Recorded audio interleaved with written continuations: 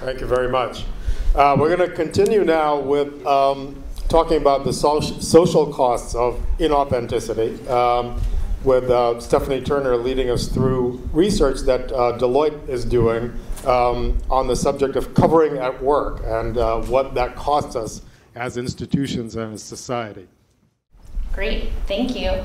Good afternoon, everyone. I'm Steph Turner, and I wear a few hats at Deloitte, one of which allows me to do this research on uncovering talent and what that impact is on people at work. So I'm going to talk to you a little bit about the background of the research, but before I jump in, quick show of hands, who has heard of covering? All right, so about half. Well, I think that the talk we just heard actually is a perfect example of what covering is and the impacts that uncovering can have on the people who you lead every single day.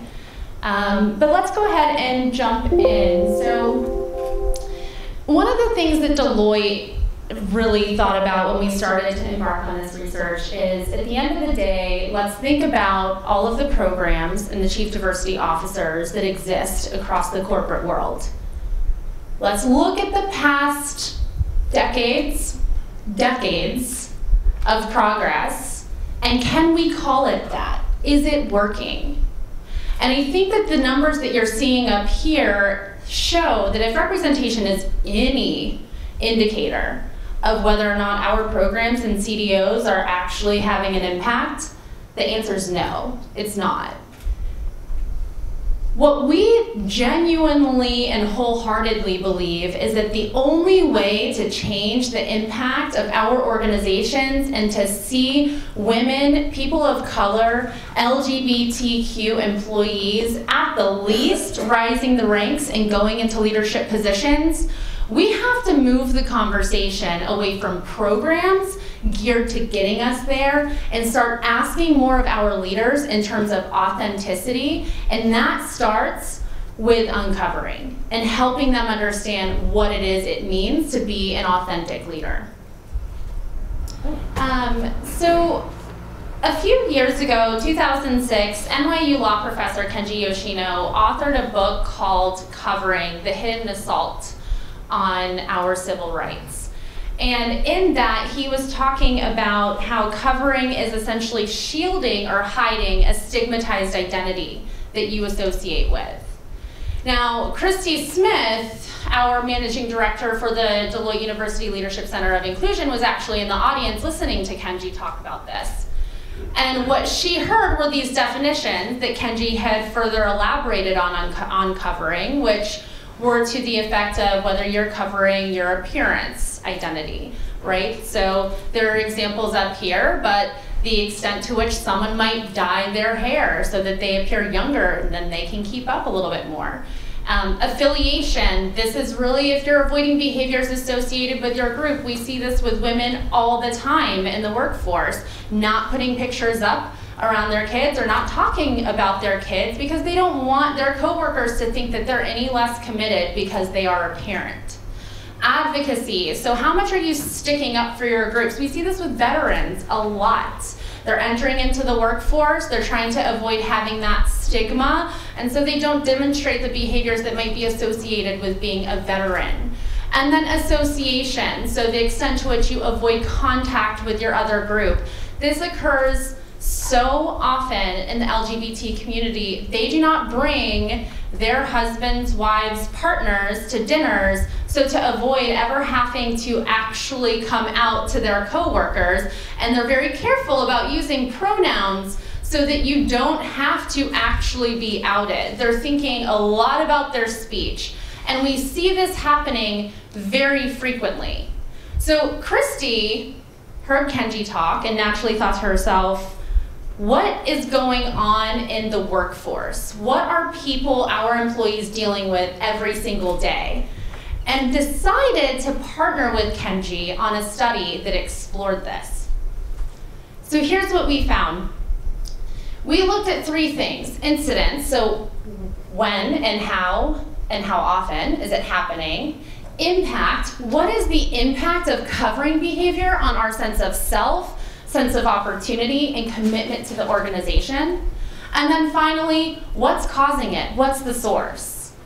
We found that by and large, more than half of the people that we surveyed, which were over 6,000 individuals across 12 different industries in the globe, over half are covering. These are the impacts of it. They're covering primarily on affiliation, but we're seeing it across the board, affiliation and association, and we're seeing it across all 4 aspects. And we're seeing that it's actually causing a detrimental impact on their sense of self and sense of commitment in the organization. Interestingly, some employees felt that covering did give them the opportunity to exceed in their career because they wanted to see, well, if I don't tell my supervisor this, they'll accept me more. They'll give me that opportunity. They don't know that I'm a working mom and I'm gonna wanna leave at 4 o'clock to go to my kid's soccer practice or what have you. I will get more opportunities. So that was a little hit or miss, but by and large, the negative impact on our sense of self and the commitment to the organization showed up tremendously. And then finally, when we looked to see what was causing this, it was leaders. Leaders' expectations of who we are and how we show up at work was the #1 driver as to why we covered, following cultural expectations, right? So if you don't have a culture of empathy and authenticity and positive encouragement of that, you're more likely to cover.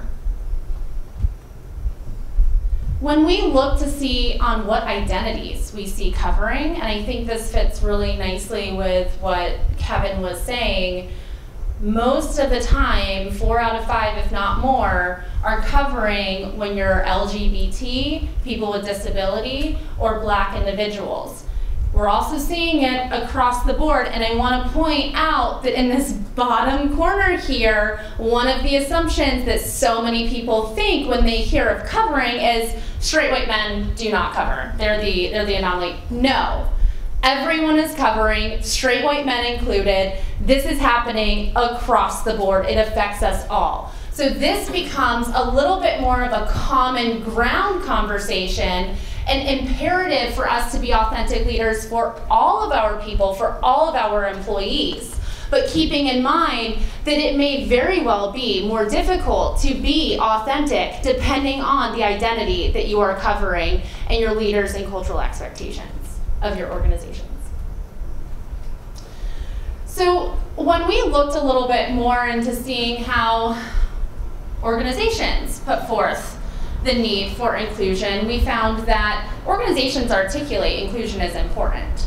So there should definitely be that imperative from leaders that yes, we prioritize this, yes, we want this. However, only 78% of employees felt that an organization is really living up to that value, which begs the question, what does it mean to us if 80%, or should I inverse it, 20% of our employees do not feel that your brand is actually walking the talk? Do not feel that they can come to work and not manage an identity because inclusion isn't a value and you're not actually living up to it? What is that impact on our organizations? If we have to hit you in the bottom line, what is the imperative there? So we looked at the leader demands. Going a little bit further, leaders had to start to understand that at the end of the day, employees are not going to be committed to the organization.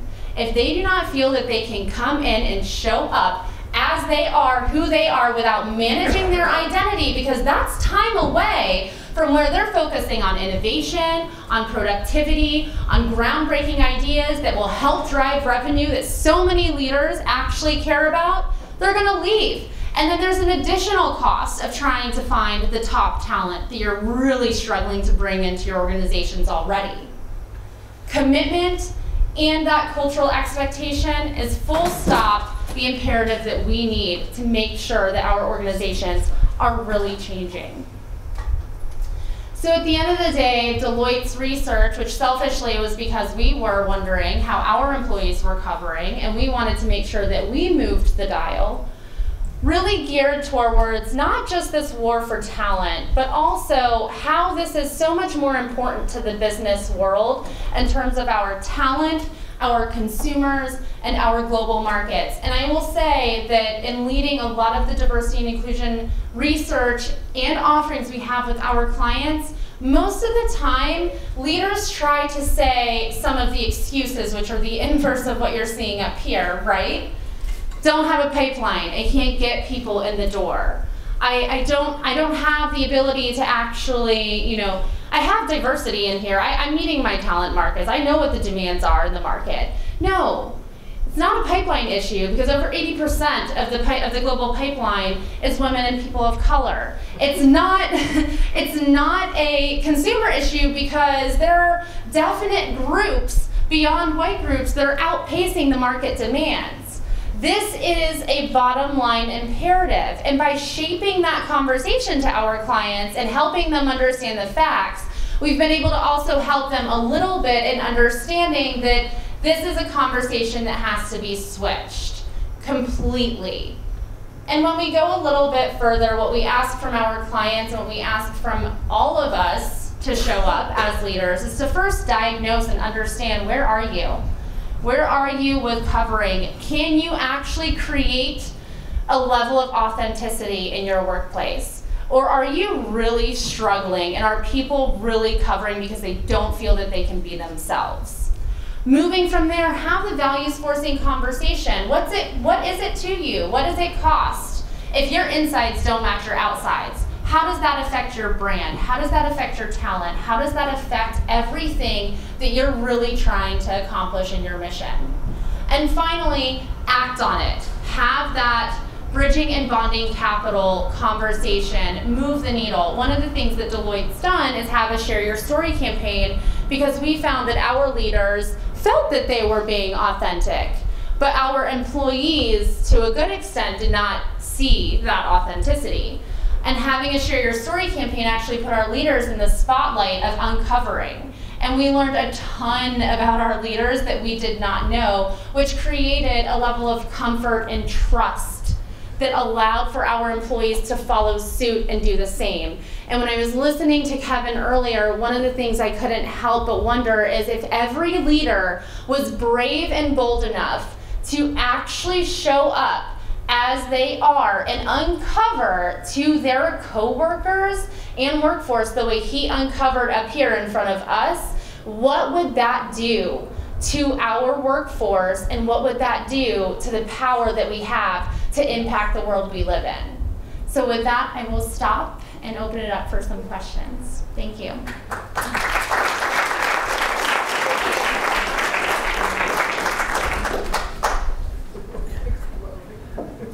Yeah. I was curious about the seeming sort of disconnect between the prevalence of covering, and yet that 78% are actually thinking that the organization is in fact living up to the value of inclusiveness. Yeah. Any thoughts about that?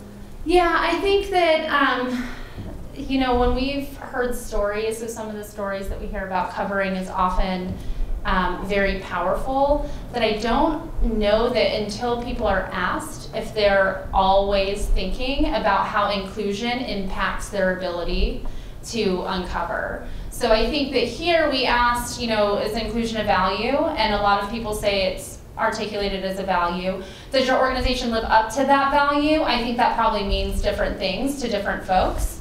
So I think that it's a little higher than what we expected as well. But when we ask people if they're comfortable uncovering, there is a disconnect there. And I think it's because that culture of inclusion hasn't really been tied to the ability to feel that you can uncover. And we hear a lot of stories about, so I'll give you guys a few, but with disability, it's one of the more pervasive degrees of covering. And we've heard stories from people who, one in particular, a man, relied on a cane because he was in excruciating pain and could not put weight on the side of the body. And he would come in and work a 10 to 12 hour shift, and he would leave that cane at home or in the car. He would not carry his cane because he felt strongly that his coworkers and leaders wouldn't give him opportunities. They would see that as a sign of weakness. Or alternatively, we see that some folks will not uncover in terms of LGBT because they don't feel that they'll be asked to go out for drinks after work, where so much of that actually actual work discussion happens in many fields. And so they really cover because they don't feel that they would be as inclusive. But I think here, when we think of inclusion as a cultural value, I think a lot of people think of it as openness rather than true welcoming of your authentic self. Kind of in line with that, I was when I first heard that number, and you mentioned too the leaders, and this kind of affects across the board universally. Is it kind of a defeatist attitude? Most people will say, well, you know, I feel like everybody's going to have to cover in some incident, so maybe that didn't factor as much into their rating of whether or not they were trying to be inclusive. Yeah. Hey, it's just going to be a part of what you have to do with the organization. I don't know if that. Yeah. I think to an extent, because I think that a lot of people feel that even if they can uncover one aspect of their identity, they don't feel comfortable uncovering other aspects.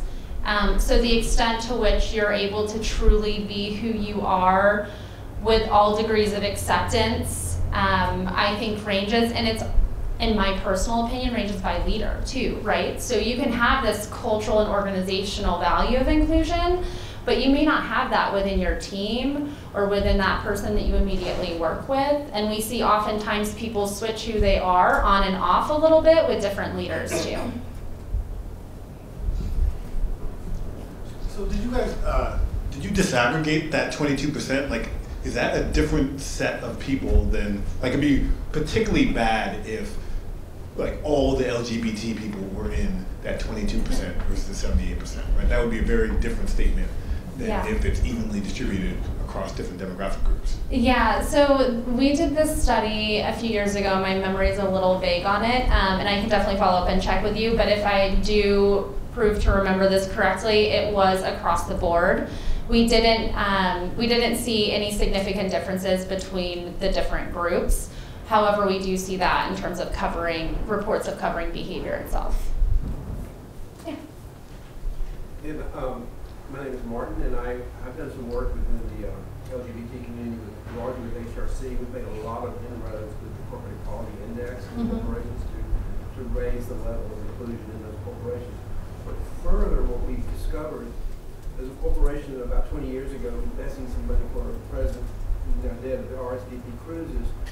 He only wanted to invest his money in corporations that were inclusive of LGBT leadership. And what they discovered was this, and they've actually created, this is really interesting, they've actually created a stock index of S&P 500 companies that follow inclusion guidelines, and they discovered that companies that actually follow those guidelines have a higher return and a stock price when they do, and even when they go from not doing it to doing it, their stock. So now we've created actually a stock index that's called the LGBTQ Index Fund. And it's basically a stock of S&P 500 companies that performs higher than other S&P 500 companies. There's a very stringent guideline to get into that particular corporation, but it's about not only showing the value of making it more comfortable workplace, but it actually does impact the bottom line and create profitability for the company when they begin to actually incorporate these inclusion guidelines and living structure within the corporations themselves. Yeah, I'm not surprised. In fact, what Deloitte's trying to do with our clients, we have an inclusion value chain, which is basically inclusion leads to engagement, leads to brand, leads to strategy, leads to business outcomes. And the analytics threaded beyond that, and that's a great example. But I mean, I'm not surprised if you look also at studies that have women on boards and in leadership positions, they're more profitable. They're doing better than other companies who don't. Same thing with people of color, same thing with all aspects of diversity, I'm sure, if they looked at it, because you're essentially having the ability to also reach markets and reach new understanding and different understanding. So I think that I'm not surprised. I love that, and I love hearing different examples. We're hearing more and more with Walmart even. I don't know if you all have heard this, but Walmart's talking about putting a scorecard out. So that any movies that go on a Walmart shelf, they have to meet a certain threshold of a diversity index. Otherwise, Walmart's not going to put it on the shelf. So the power that organizations have to also promote diversity and inclusion, I think, is critical, but very often overlooked or not at that center of business, like you just gave the example on. Yeah. examples of where covering can detriment oneself, like the example of the man who left his cane in the car. What are some other examples that you came across in your research of when covering is detrimenting self? Yeah, so there are a lot. One that comes to mind, because we've heard this one over and over and over again, is particularly with Black women and the amount of time and hours spent straightening hair to come into the workplace, especially in professional services, to appear more professional or white, which is incredible when you hear this so often. That this is kind of the feeling that they have before they walk in the door. They feel that they have to go through this. This is why they're reporting doing it, not because they want to. And feeling that they have to put forth that appearance to be able to be taken seriously.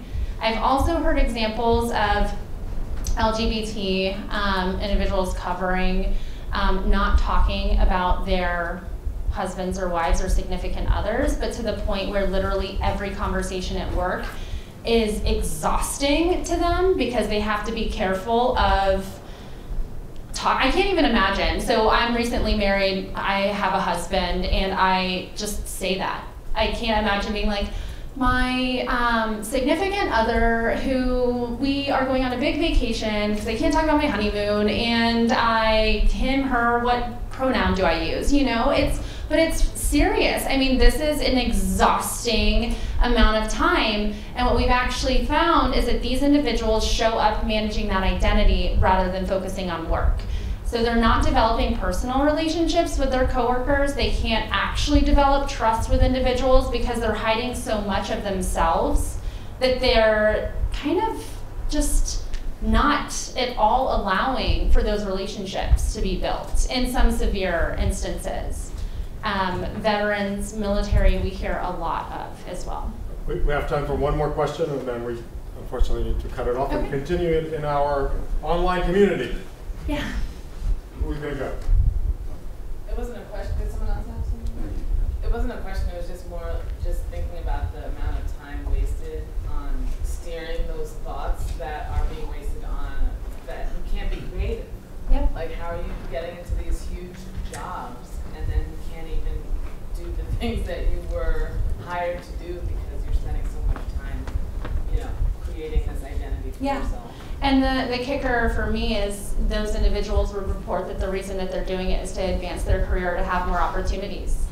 Yet they're crippling themselves, but it's not them, it's the culture and the organization and the leaders that are allowing it. But that's exactly it. And in another study, which I'm happy to share with you guys too, we actually found that inclusive culture, when available and when present, it leads to innovation. So much so that 70% of individuals reported being innovative when there's an inclusive culture, 10% reported not being innovative when there's not. So it's a huge drop off just to have that there. So thank you. Just because I have a friend that did focused on presidents who were out of college universities. What he did is he interviewed them on site to see what the physical environment and how that affected their leadership. Yeah. So it might be interesting stuff. Yeah. Thank you all so much. Thank you so much. I really appreciate it.